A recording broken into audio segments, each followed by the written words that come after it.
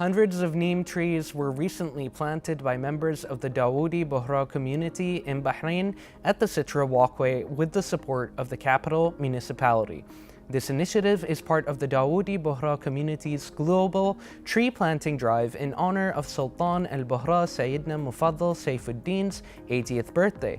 And to talk more about that, we are pleased to be joined here at the studio by representatives of Jam'iyyat al-Bohra al-Islamiyya, Munira Shafiq and Abbas Zakiyuddin. Hello and welcome to the show. Thank you for having us here. It's a pleasure to have you guys. Now, I'd like to start by asking you, Munira, what can you tell us about the tree planting initiative and its importance to protecting the environment?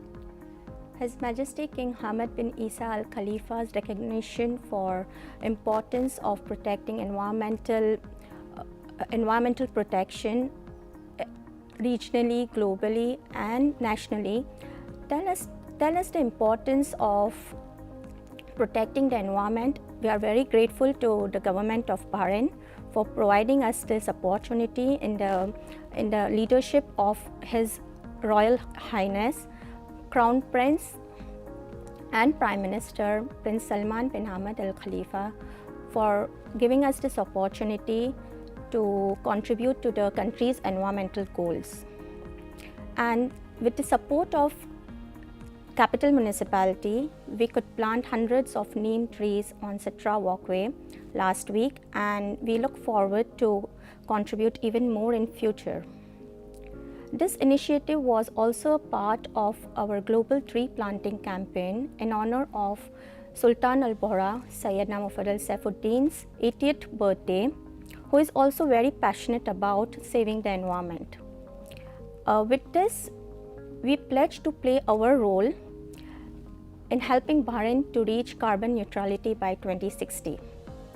Beautiful. That's a very noble goal and very relevant in today's world. You know, environmental issues are gaining a lot of traction, rightfully so. And it's nice to see your community taking such an active role in participating in that. And now I'd like to ask you a bit about your previous initiatives as well.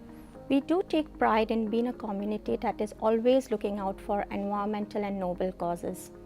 In past, we had partnered with the Lions Club for a project called Each One Beautify Your Surrounding to plant trees in Salmania Garden. We regularly take part in all beach cleanup drives across the island. Bahrain's goal to plant 1.6 million mangrove planting by 2035 is also a very important initiative we are recently working with. And we would like to invite the citizens and residents of Bahrain to join us for these initiatives. Brilliant. And now moving on to you, Abbas, there were a number of young people and children who participated in this recent planting of the neem trees.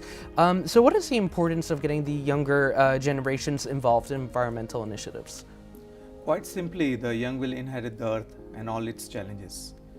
Early involvement by youth will make them prepared, educated and dedicated to make them excellent supporters of environment throughout their lives.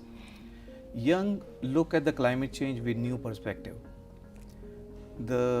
Mainly the habits formed during youth will be carried forward into adulthood.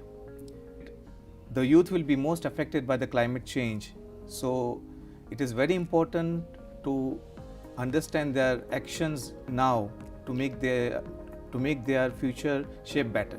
Brilliantly said. And now, Munira, I'd like to ask you, how do you value the support provided to you by the capital municipality in this tree planting initiative?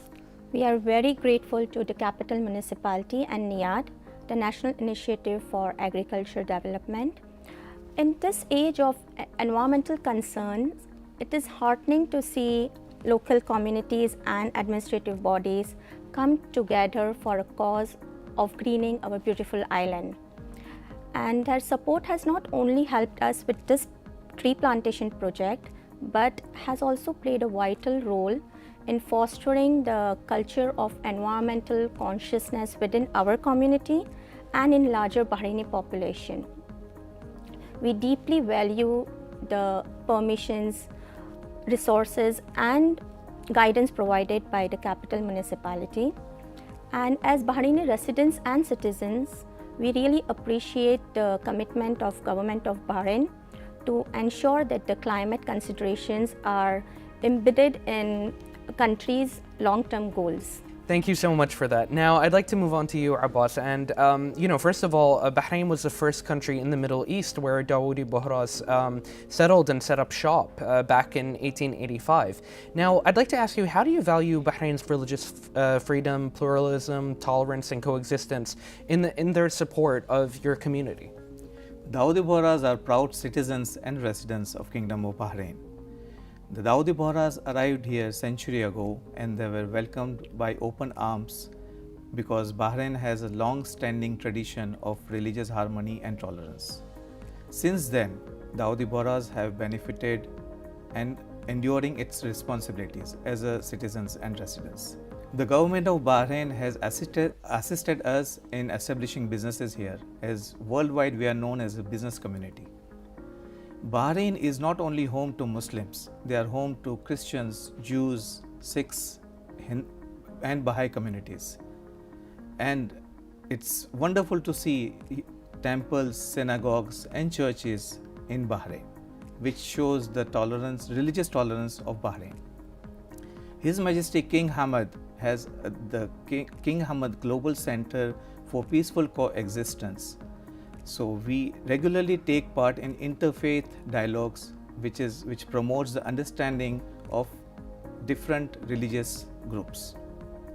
Brilliant. And like you said, I mean, we're very lucky here in Bahrain to have a very cohesive society, regardless of what your background is, religiously, ethnically. I mean, everybody in Bahrain is free to call themselves at home and, really fit in. All of our diverse communities add up rather than segregate, which I think is always a very beautiful thing about this country.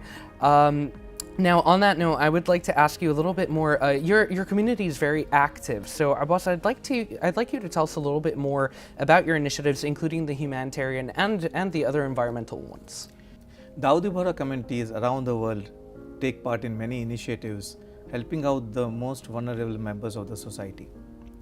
As part of our global Project Rise initiative, amazing things are happening around the region, including North America, Europe, Australasia, South Asia, and Middle East. With an emphasis on ending poverty and hunger, enhancing education, empowering women, and protecting the environment, we collaborate with local governments and NGOs to make the living standards better for the individuals who require little extra help.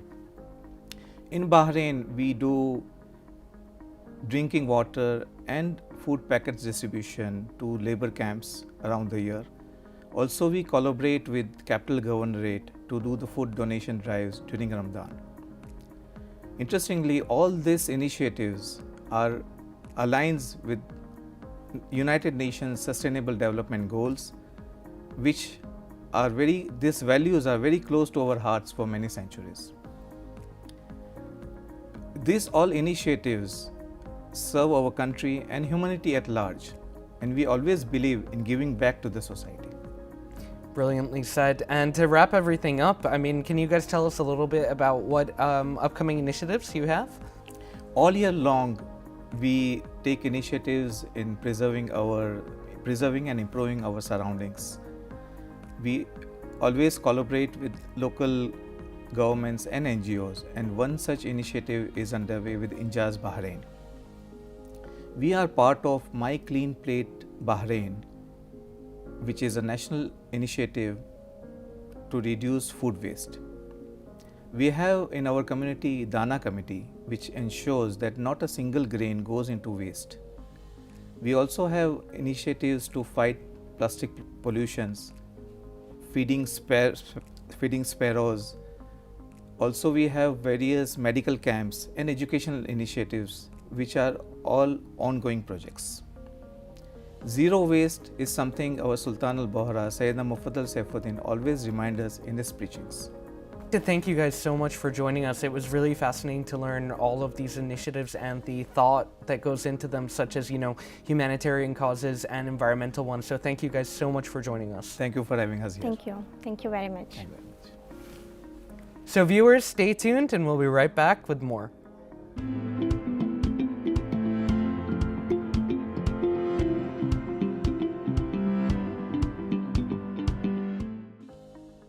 Well, ladies and gentlemen, we've made it to the finish line. A huge thank you to all of our guests for joining us tonight, and another huge thank you to all of you watching us at home.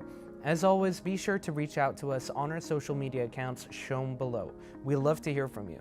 This was Khalid Hidris, and until next time, good night and God bless.